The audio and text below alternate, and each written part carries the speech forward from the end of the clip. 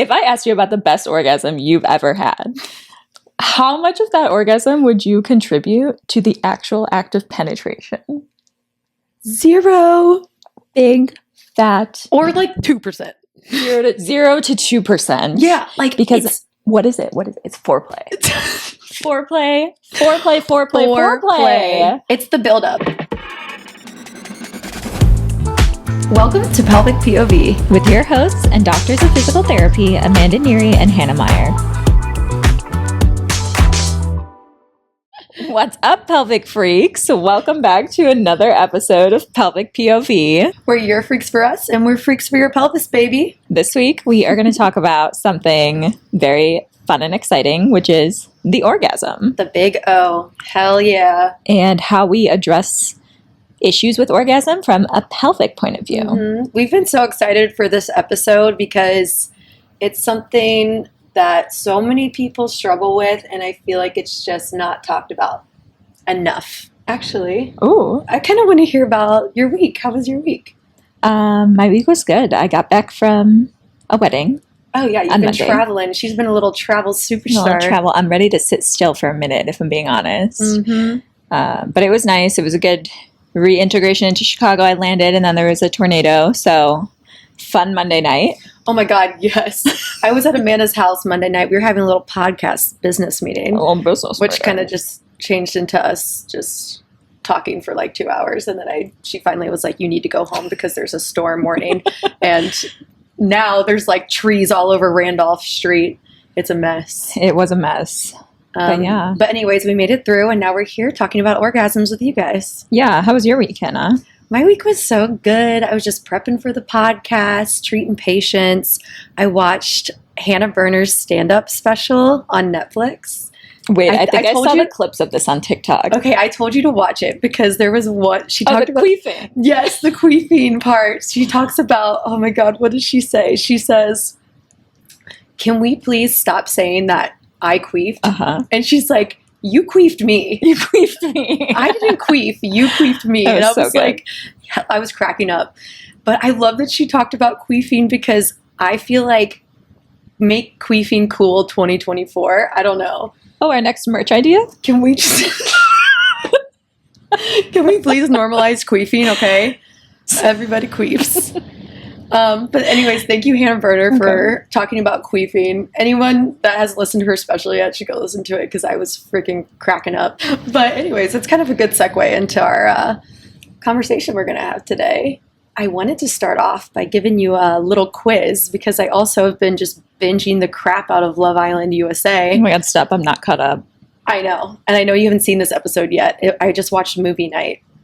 And they did like a little sex quiz between the men versus the women. So there was a little competition, but there was one question on there. And I was like, ooh, maybe I will ask Amanda this question. Ooh, and it could be a kind of a good little segue into what we're talking about. Okay. All right. Are you ready? I'm ready. And now this information, I did not fact check on my own. This is specifically from Love Island USA season 6. And I'm assuming they surveyed a handful of people and that's how they got their data. Okay. But I did not fact check it. So anyways. Okay. What percentage of women have faked an orgasm? If you could guess. Well, if they're being honest, probably 100, but I'm going to guess 86% of women. 86% is a good guess. I was thinking pretty high too. It is 67%. Okay, they're lying. Which I think they're... And they were talking, the men were talking, they were like, every woman you've ever met has faked an orgasm. And the girls were like, okay, let's go based off of ourselves. Mm-hmm, Who here has faked an orgasm? And they were all like, all of them. Yeah. So yeah, 100%. And I don't condone faking orgasms, by the way, but it's a shared experience among most women. Yeah, it is. Sadly. If not all that have had sex. So yeah. Yeah. Okay, that was a fun little intro. Right? Okay. I think that can kick us off because we're going to talk about the gap, the orgasm gap. Yeah. Today too. We were just chatting. We're probably going to make this a 2-part episode because it's a big topic and there's a lot we want to cover. In episode 1, part 1, we want to go over, the basics of the orgasm. What is it? What's involved in it? Different components, psychological versus physical. And the physical components are where we're going to dive into how the pelvic floor is involved and our specialty in this. And that alone is probably going to take us down a bunch of different avenues. But then we want to talk about the orgasm gap and factors that affect orgasm that brings patients into our office. So reasons that people might come that you, listener, may or may not relate to from your experience. If you're listening to this episode, I'm sure you're intrigued by the topic. So we hope you find something useful in it. And then in episode 2, we'll talk about what we do in pelvic floor therapy to treat orgasms that have been affected by any of these factors, right? Heck yeah. Heck yeah. And we have some good tips for you, baby. Personal experiences, which I'm sure you're dying to know about, and then a Q&A, and yeah, we'll go from there. I'm so excited. Yeah, this will be a good one. Okay. So, let's dive into the basics of the orgasm to start. When we talk about orgasms, we're basically talking about the human sex response cycle, and the orgasm is the climax of that cycle. So depending on who you ask, the stages of the cycle have different names. So in the human sex response cycle, the first stage is your desire, which is also known as your libido. That is the desire to have arousal, which and can be orgasm. Influenced by so many different factors. Which we'll get into more soon. Yeah. And that will take you into excitement or arousal. And that's where you're actually building up to that orgasm. Mm-hmm. Some sources say this is plateau, but they describe it as a buildup, which is why I don't like the term plateau as much. Yeah, no. Doesn't do it justice. Yeah. So what happens physically during that excitement phase? Well, physically, when the body's leading up to orgasm, you're going to get an increase in your breathing rate, your heart rate, your blood pressure. You're going to get more blood flow to the genitals. So in patients with male sex anatomy, they're going to get penile erections, more swollen testicles. And then patients with female sex anatomy, you're going to get clitoral erections or swelling. Yeah. Women, you get hard too, not just men. If you didn't know. Women get hard as well. Or people with vaginas, you get hard as well. The labia minora also swells, and you get lubrication in the vagina, and the nipples will typically harden. During arousal, so many factors can play into whether you have an orgasm, the strength of that orgasm, because not all orgasms are created equal. And me and Hannah will get into all of that too. But the third stage of the human sex response cycle is your orgasm or your climax. And that's why it's called the climax, because it's the peak of that cycle. It lasts typically like 5 to 20 seconds. And then you have resolution, which is when your body returns to its resting state, which can actually take hours. So that was a fun... Actually, I didn't know that. Yeah, it can take up to like 6 hours for the body to actually fully... relax. Get back to where it was prior to desire, like the first stage in that response. Yeah. Interesting, right? That is interesting. The biggest thing I was going to add to it was talking about libido. How many things can affect libido? Mm-hmm. I read this book that a lot of pelvic floor PTs read. It's called Come As You Are. Have you read it? You've read it for sure. I actually have not read all of it. I've read bits and pieces. Yes. It's a very sciencey book, but one of the things they talk about is trying to figure out what influences your desire. So you can focus on all the 5 senses, like smell, taste. What are your senses? Why am I like touch? Why am I like brain fart? 5. But putting like a soft blanket on your body, having candles lit, having the lights on versus off, playing around with your 5 senses and seeing what can increase your desire.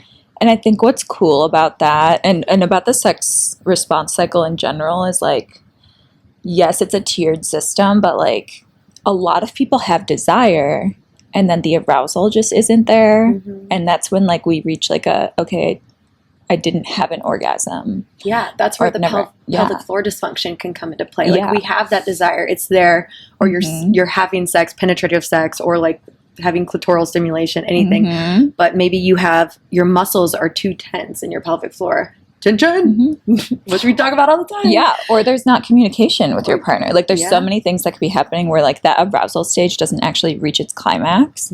And then vice versa, some people maybe due to mental health or medications, like have a low libido, their desire isn't there. Can you still have an orgasm if your desire isn't there? Yes, technically. You can have things stimulated. There's sensitive nerve endings that you can stimulate. Is that orgasm going to be as strong as another one where you actually like had the desire? Probably not. You know, there's so many factors that can play in. You can really find out more about your orgasm by kind of looking through these stages, seeing where we kind of lack or where we're lacking and what's influencing what stage. Yeah. It's kind of cool. It is so cool. Yeah. Yeah, I feel like we could talk about that for hours, but maybe we'll move on. Maybe. What's next? Should we talk about the components of the orgasm? Yeah, let's do it. Like the physical components or the psychological components.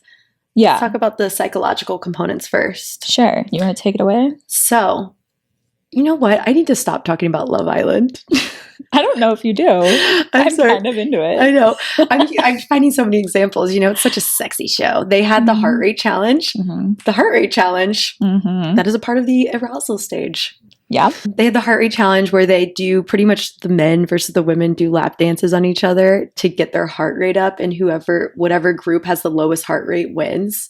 So they're trying to like not get their heart rate up, right? But Rob, little snake catcher Rob. Okay, spoiler alert. Sorry.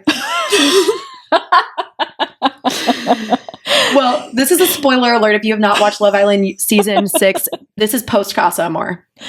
Anyways, Rob goes up to the girls and he goes, "There's one thing I know about women. It's communication turns them on." Wow, Rob. And then instead of like he still does like sexy lap dances, but he starts whispering their ears. He's like, "I know you want me." And he's like, "Yeah, it's hot." Sorry, spoiler alert. You haven't gotten to that. That heart rate challenge is my favorite part because I'm just so into it. Wow, I was born at the right time. I know. Men are like, picking up on communication. Exactly. I was 100% born in the right century. That's so podcasting good. About sex, watching Love Island, and, you know, helping people have better orgasms. So, communication being a psychological component. Yes, communication being a psychological component, mental stimulation. Yeah, and along with mental stimulation, we'll get into some resources probably in episode 2 about the orgasm, but like some resources have things called like signaling, which is like specific ways to communicate with your partner or yourself, even if you're practicing getting yourself there. And that is all part of mental stimulation as well. So like even within the mental stimulation category, there's so many different avenues to take. And it's not always a spoken word. Sometimes it's an act of service. Like foreplay can happen in the kitchen, someone cooking you dinner, you know, like spicy, something that just like gets you in the mood, piques that desire, you know? Exactly. So there's so much that plays into it psychologically. Yeah. Heck yeah. Okay. We already talked a little bit about the physical components too.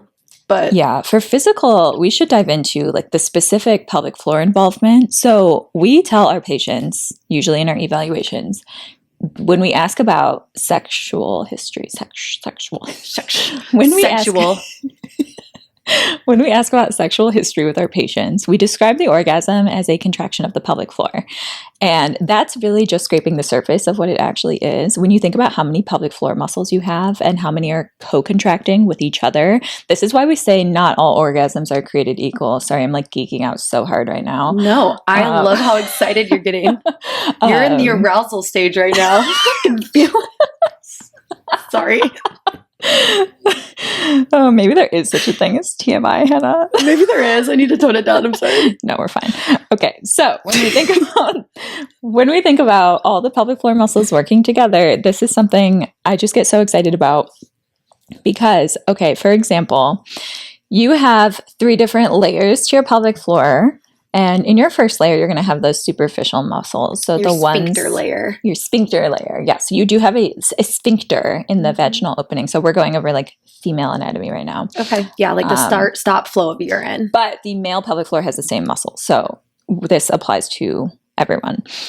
So in that first layer, muscles to take note of are your ischiocavernosus and your bulbospongiosus muscles. So very important for sex. For sex, yes. Mhm. And we'll get into dysfunction that we see in pelvic floor therapy, but a lot of people coming in for like painful intimacy issues or difficulty reaching climax do have involvement in these muscles. So that's why I want to touch on them. Your ischiocavernosus muscle actually helps maintain your clitoral and penile erections. So that one kind of runs up to the clitoris or penis. And it is a muscle involved in pleasure during your orgasm. For a female anatomy, when you're having an external orgasm, like via clitoral stimulation, this muscle is heavily involved in that. And you won't necessarily get that like deeper involvement of the pelvic floor. So not every single muscle needs to kick in to feel that state of euphoria, which is actually more related to that bulbospongiosus muscle. They call this like the euphoria muscle in the orgasm because it surrounds the whole opening of the pelvic floor. I love that. Yeah. Can we talk a little bit about how the clitoris, do you guys know where the clitoris is? Do you? Do you know where the We clitoris should have a little is? like I know it's a podcast, Can you but like, we answer have a video. that? We should have a little model. I wonder if we can. The clitoris is right here.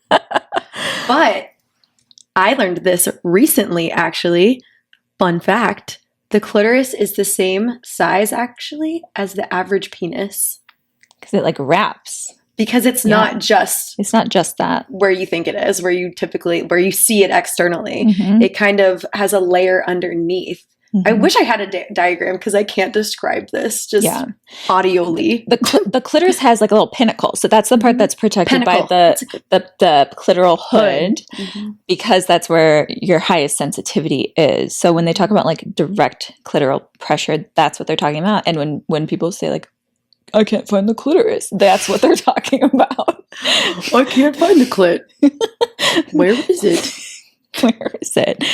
Well, we'll help But you yeah, find it it. extends like all the way down into the entry of the pelvic floor. So like, what were you saying the other day about the G-spot actually just being an extension of the clitoris? It is. Yeah, The G-spot okay. is an extension of the clitoris. It's because the G-spot is it's the anterior vaginal wall. Uh-huh. And your clitoris is deeper than just that external part that we see, the pinnacle. Yeah. So it's actually you're almost hitting, if you're penetrating and getting into the G-spot, you're actually still having a clitoral orgasm, Mm-hmm. which is super interesting Yeah. because it's just all about the clit, baby. There's a lot of clit involvement. There and is. actually, I was reading that 96% of women say that to orgasm, they need some form of clitoral stimulation. So it's like 96%. Can we just repeat that? Repeat that. 96%. I got that stat. That's a huge from stat. OMG, yes. Not That's- from Love Island. Yes. Well, then it's probably not as credible of a source, Amanda.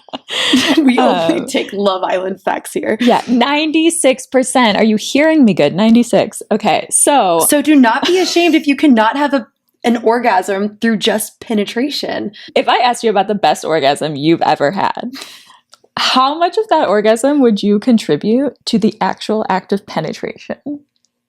0. Big, fat, Or like 2%. 0 to 2%. Yeah, like Because what is it? It's foreplay. Foreplay.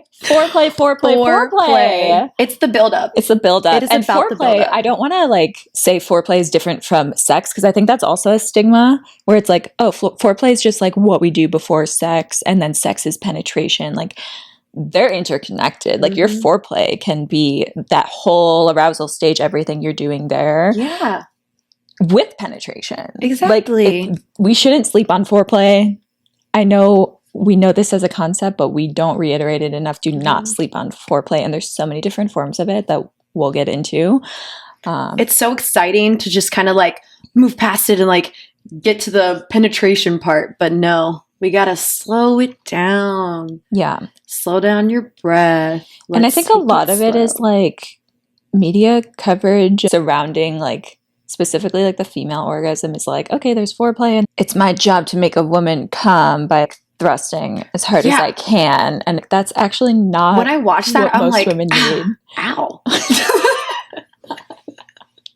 I mean, not like all the time, but I'm just like, where's the buildup? Where's the buildup? Where's the actual, and does that actually feel good? Is that what is going to make you get there? So like everyone's body is different. Everyone needs a different amount of pressure and stimulation and depth to like achieve their orgasm. And everyone's different according to their senses too. Mm-hmm. Some people might like lights on. Some people might like lights off. Some people might like candles lit.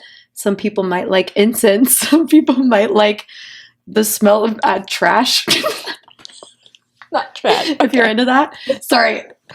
Let's reel it back in for a second. We were talking about specific muscles and we got so sidetracked. Whoa.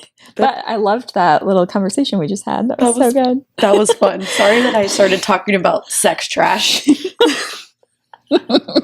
Trash sex. Okay. So we went over ischiocavernosus, bulbospongiosis, and then I want to get into the deeper muscles too. We have pubococcygeus, iliococcygeus, puborectalis.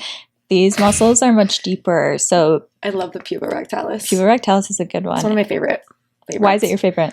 It's just because it's the poop muscle. It's the poop muscle. It maintains fecal continence. And I actually didn't mention that about bulbospongiosis. That's what maintains urinary continence during orgasm. One of those sphincter. That's a the sphincter muscle. Stop flow of urine. Sphincter muscle. So that's your urinary sphincter, and then you have your puborectalis, which is maintaining fecal continence during orgasm. So typically with like deeper penetration orgasms for the female anatomy and more intensified like male orgasms, you're going to get those deeper pelvic floor muscles involved. And that's where like you'll feel all the pelvic floor muscles kind of coming together. You might not be cognizant of it. They'll just be doing their thing. And it is an involuntary contraction. I can't stress that enough. Like you can't just like contract and be like, oh, I'm coming now. Like not how it works. I wish. Damn. But that's where not all orgasms are created equal. You could have an orgasm that's only involving the ischiocavernosus and the bulbospongiosis muscles. Yeah. And that orgasm could be someone's favorite type of orgasm. And like you could play around with different types and see what you like. Explore, which we'll talk more about. You can have orgasms not even involving the genitals. Specifically.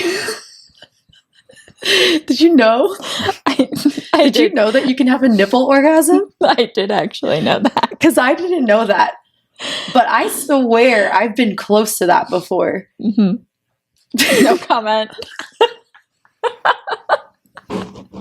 You can have a nipple orgasm. You can have a coregasm. Have you ever been working out so hard, working your core out so hard that you've had a coregasm? Comment below if you have. I haven't, but when I learned about that, I was like, whoa. I know. It's crazy. Should maybe go to Pilates even more. I'm sure Pilates is a peak place where that happens, because when she's counting me down and I'm in that plank hold and she's like, all right, 5 more seconds, 5, 4, 3. And I'm like, girl, this is 20 seconds. I'm about to die. Yeah, it's wild. It's never 5 seconds. So maybe that's your motivation. I'm going to have a orgasm next time I go to Pilates. Studio Legree, watch out. Sorry. That was a good side note, though. We needed to address other types of orgasms people can have. I actually learned that when I was watching Sex, Love, and Goop. Did you ever watch Sex, Love, and Goop? I only watched a couple episodes, but it was really interesting. It was like almost like couples therapy retreat. And these couples were trying to explore how to have better sex. And they were talking about all the different types of orgasms, not just through genitals. And it was really interesting. They would like sit next to each other and just not even touch each other. It was more just like the thought of touching each other. And then they would have these full body orgasms. That's really cool. It was crazy. You should go watch. I wonder if it's still on Netflix, because I watched that a while ago. But yeah, it was interesting. Cool. So we just wanted to explain some of that anatomy in a fun little way, because anatomy can be boring, but when it comes to pelvic floor and orgasms, it is exciting. Exciting, sexy. I have a little like takeaway, but it's like kind of related to getting to know your anatomy, because I just find it so intriguing and cool. It just like makes the experience really cool, knowing how much is going on. It does. But that's how my brain works. Like I like to just like really know what's happening. And the more you know, the more in tune you are with your body. And even knowing about the anatomy in your pelvic floor brings more awareness to the pelvic floor, which can make your orgasms better in general. I feel like with meditation, it's really cool, because it can like, you can meditate and be like really in tune with your body. And I feel like it can make your senses so much stronger. So like even just bringing awareness, learning about your anatomy and what these different muscles do, you can kind of have that knowledge even when you're having sex and about to have an orgasm. It can make it so much stronger. Awareness is key. Awareness is key. And that's like a part of the psychological component too. Yeah. Just bringing awareness to the pelvic floor. And then when we're talking about the pelvic floor muscles, like, why is it important to know that they're involved? Well, if you think about a muscle contraction, right? A stronger muscle is going to have a stronger contraction. So we talk a lot about tight pelvic floors, and that is definitely something that can contribute to reduced contraction of a muscle because you're coming from a shortened position. You're not coming from the fully lengthened position. Can we give the bicep example? Yeah. Let's do it. Go for it. Because I know it's not exactly the pelvic floor muscles contract in a different way, but the bicep example is the easiest way I can explain it. So imagine you're trying to do a bicep curl. For those of you not watching the video podcast, just listening, I'll try to explain this the best I can. But imagine doing a bicep curl and your arm is super tight and you can't extend your arm past 90 degrees. And then you're just trying to do bicep curls from this like shortened angle.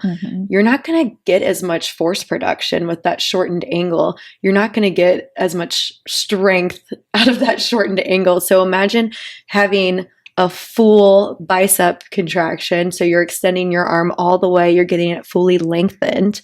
Then you can lift a lot more weight and do a lot more repetitions because you have a better force production or more optimal angle for force production.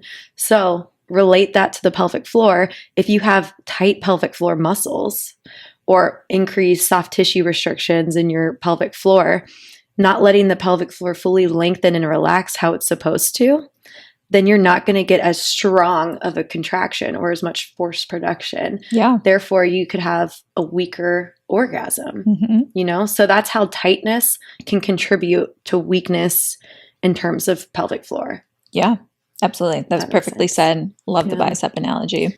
Hopefully I explained that well enough for those of you not watching the video. But yeah. So that's just scraping the surface of like a form of pelvic floor dysfunction we see that can affect people's orgasm. And going with like the title of this episode, like we get patients in our office that come to us and say, I've never had an orgasm. And that's not an uncommon experience for people coming to pelvic floor therapy. This is something we see all the time. So I think it's really important to get to know the body and understand like what might be going on that causes that, because it is something that ideally you'd want to experience with that like desire and arousal phases. If that's your goal, if you want to be able to have an orgasm. Yeah, absolutely. I guess piggybacking off of that, we keep saying like not all orgasms are created equal, but then for people who are not having orgasms, like what is the gap here? Because we know, we hear it all the time, like men have more orgasms than women, and like what's the reason behind that, right? Like what is the gap? And in doing like research on this, the orgasm itself is very similar with like male and female sex anatomy, but the female orgasm can be interrupted more easily. And this is what I've been finding in my research. In that arousal stage, people with vaginas might need more consistency in the stimulus they're receiving, specifically like near and around the clitoris, to actually like reach orgasm. So like we were talking about earlier, like 90 to 96% of women need that clitoral stimulation to actually achieve orgasm. And this is why, because they need that consistency with that stimulus. All about the clitoris. Yep. Yep. And we need a clitoral. we need a clitoral clitoris. We literally need a clitoral. Sorry. We need a little clitoris here. We should get a clitoris pillow. Yeah, and it should just be here at all times. Yeah. I like that. Yeah, that would be cute. Clit friend. Or clit freak. A little clitoris freak.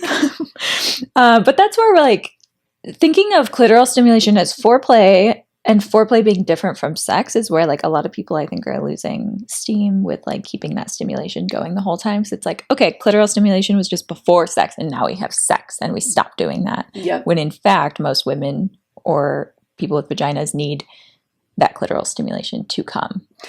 Wait, side note, I love how you wrote this note here.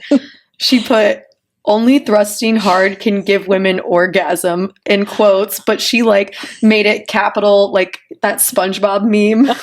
Like the every other letter. Every other letter is capitalized. And she's like, only thrusting hard can give women orgasm. Only thrusting hard can give women orgasms. Love that you wrote that. I'm just giggling about it. Yeah, that was just a little side note I had. But we kind of already talked about that. We did. Sorry. No, I love that. I just saw it, and that's why I'm looking back. Oh my gosh. So why don't we talk about other factors affecting an orgasm, not just physically? Not just physically, not just like communication based either. Exactly, because we've been touching really hard on that, no pun intended. Sorry, I just had to do it. I'm just in a mood today, let me tell you. Aside from like psychological factors that we already talked about and some physical factors in the pelvic floor, you have just like your general advancing age and reduction in hormones that comes with that, reduction in heart rate that comes with that. You're not getting the blood pressure that you need to those sex organs to maintain your erections, clitorally or penile. And there's just so many things that come with advancing age that might start to reduce your orgasm or make it harder to achieve orgasm. Then we have a really big one, which is something we see a lot in clinic, which is taboos around sex and religious beliefs. Religious, cultural beliefs, especially when it comes to like the female orgasm or female pleasure. There can be a lot of shame associated around having sex in general, or just women experiencing an orgasm. Yeah, and just not having the space in their lives growing up to talk about pleasure and feel okay talking about that. Most of my patients that come in with some sort of like suppression of their pleasure are like women between the ages of like 25 to 30 that are like, okay, I have a great partner. I like want to get going on this. Like I want to be aroused, but I'm having pain with sex and I don't know why, or sometimes they do attribute it to the way that they were raised. And it could be a big factor. It could maybe not be the only factor. Yeah. It can definitely influence if you're having pelvic pain or dyspareunia, which is pain with penetration, or even dysorgasmia if you have pain with an orgasm. Yeah. 100% your religious, cultural beliefs, or just shame put on women in general growing up about having an orgasm can 100% influence the pain you're experiencing. So that's something that's really good to dive into with a talk therapist or with like some cognitive behavioral therapy, which I think mental health therapy is so important if you're having any issues with sex, dysorgasmia, dyspareunia, any pelvic pain in general, cramping. Yeah. Blah, blah. I almost always co-treat those patients with a sex therapist or a mental health therapist, whatever they like, whoever they prefer talking to. Super helpful. Super helpful. And then like, obviously that's still like a psychological factor. So like we're still grouping these things into like physical and psychological, but these are subcategories, right? Yeah.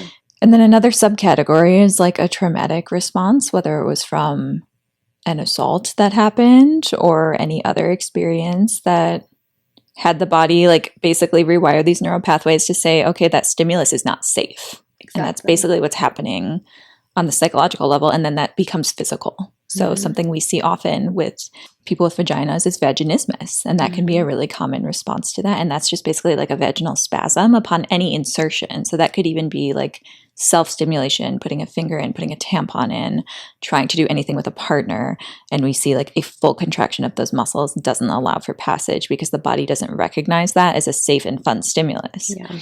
When it comes to experiences with sexual trauma, where we experience pelvic pain afterwards, I really like what you said about our body doesn't recognize this as safe anymore. And then that becomes a physical representation. So if you're ever been told like it's just in your head, or I sometimes will have patients that come in and they'll be like, maybe it's just a mental thing. It's just a mental thing. I'm like, no, this is a physical presentation that I am seeing and I'm validating your pain right now because you had this experience and now your body is rejecting this again because your body wants to keep you safe and doesn't want you to experience that pain again. So then you get this increased tension in your pelvic floor.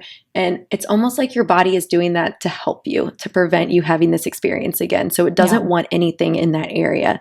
So that's a role when pelvic floor PT comes in, where we not only are we physically helping to stretch the tissue or relax the muscles, work on flexibility, breath work, but we're also trying to retrain the body in accepting whether penetration is the goal or even just touch is the goal, accepting that as a safe experience now. And that takes time, and it takes like a buildup of session upon session, but eventually your body will start to notice like, okay, maybe this is safe, and it will allow more penetration, or we just have to rewire your body in that it's way. literally rewiring. And research has advanced in the last few years where more and more people are coming to me saying pain is in your brain.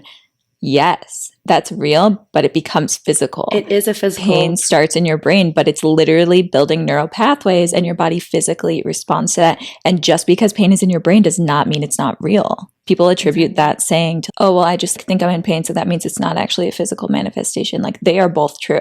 And I just think that research is so cool. Like, the more we learn about pain theory and what we can actually do, I see so much success with those patients. It's actually wild. It is. And it is probably the coolest part of our job. It is. And it makes me like very emotional, and it gives me chills talking about it because I'm so passionate about it. But it's just, I love helping people build these safe experiences with their body and being more comfortable in their own skin. We can do so much for that. I don't know. Yeah, no, it's cool. I'm with you. I'm like, that's something we're very passionate about. And this episode, we're talking about very real things that we're treating, and we want to dive into that too. Exactly. And that could be like any bad experience with sex. It doesn't necessarily have to be an assault that caused that. It could be like literally any experience where your body said like, okay, this is a no for me. Exactly. You can start building those pathways from that moment. Exactly. Another thing that can affect an orgasm too are expectations. So I want you to say this out loud in your car. If you're on the treadmill, say this out loud. The end goal does not have to be orgasm. Okay? I want you running on that treadmill. I want you to scream, orgasm doesn't have to be the end goal. And I want everyone to look at you. And I want you to scream it to the world. That's so good. That's a really good point. Sometimes if we're like going into sex and we're like, okay, this time I'm going to have an orgasm, and you're pushing yourself to have an orgasm, you're thinking about it, and that's the whole time you're just like, orgasm, that's going to put so much stress on your body. It's not going to happen, or it's not going to be as good. And you know why? It's because especially, so this is something that research shows happens more with the female orgasm, because there's this like pressure to come basically, and it happens less for them. And it's because when you reach climax, that the thinking and reasoning centers of your brain literally turn off. This is shown through like imaging research for people while they're orgasming. Those centers turn off. So you can imagine during that arousal stage, if you're like, I have to come, this is taking too long, my partner's getting bored. Like so many trains of thought can happen from thinking I need to have an orgasm. And that center of your brain is working overtime. Yeah. It's not going to be able to turn off. So that can make it a lot harder. Oh, that was a good comment. Yeah. I like that you said that. Yeah, I've been in that position before where I'm like, oh my God, this is taking too long for me. What do I do? And then it makes the whole experience, it defeats the purpose of that sexual experience. You're just stressing yourself out. Yeah. Relax and enjoy the ride. Yeah. And a sexual experience can be satisfying without an orgasm. It can be. And it can be like emotional connection between two partners or whatever, however many partners. But yeah, that's a good side note. Expectation can be a big factor affecting orgasm. Expectation. And then, touching on different medications that people are on, drugs, alcohol use, like different substance use that can just suppress those systems of desire and libido. And we already kind of touched on that at the beginning, but that's just another factor. Touched on that. Antidepressants, for sure, big one. And then the big one for us, pelvic floor dysfunction. Pelvic floor dysfunction. So this is the last thing we'll talk about in part 1. This is already longer than we intended it to be. Yes, we told you, we warned you guys that we were going to dive in. Yeah. And we did. We already touched on tightness, weakness, things that can contribute. And I know, Hannah, you listed a few conditions that can be going on, but is there anything we wanted to add? I liked what you said about dysorgasmia. I feel like we didn't talk about that enough, where people can have pain with orgasm and prolonged after orgasm. It is way more common than you think. People just don't talk about it as much because a lot of these topics no one wants to talk about at, brunch, But if you think about the pelvic floor having a lot of tension, if you have tightness in the pelvic floor, and an orgasm is a max strong pelvic floor contraction, and your pelvic floor is already tight. Imagine trying to contract on top of an already tight muscle. It is going to cause pain and the cramping sensation, and you're going to have a lot of pain with orgasm or following orgasm, and that's where the term dysorgasmia comes from. And there's other factors too, 100%, but that's a big role the pelvic floor plays in pain with orgasms that we can work on. Yeah, good point. And even if it's not in the pelvic floor itself, like this can happen. I see this a lot with like pain in the abdominal wall. Yeah. And that can persist. And people are like, I had like really severe cramping for an hour after sex. And like that could still be a pelvic floor issue. That could be an issue of tension of one or two muscles that are affected. And that's something we treat all the time. 100%, because think about, there's this muscle in your core called the transverse abdominis, which is one of your deeper core muscles. And when it fires at the same time, it co-contracts with the pelvic floor. So it is a part of your pelvic floor. Those muscle groups fire together. So then you can get abdominal cramping. You also have your perineal membrane, which extends from your pelvic floor up through your abdomen into your diaphragm, down your back. That like fascial tissue. So any tension in that fascia in your abdomen can really contribute to that abdominal cramping or sensation, any scar tissue. I really like working on the abdomen when people come in for pelvic floor dysfunction, because I think there's a way bigger role that it plays than we even realize, which is why we've been talking about wanting to take a visceral manipulation course, because we want to add that into our repertoire, into our treatment plans, because we've seen a lot of patients that we were like, I think they would benefit from this.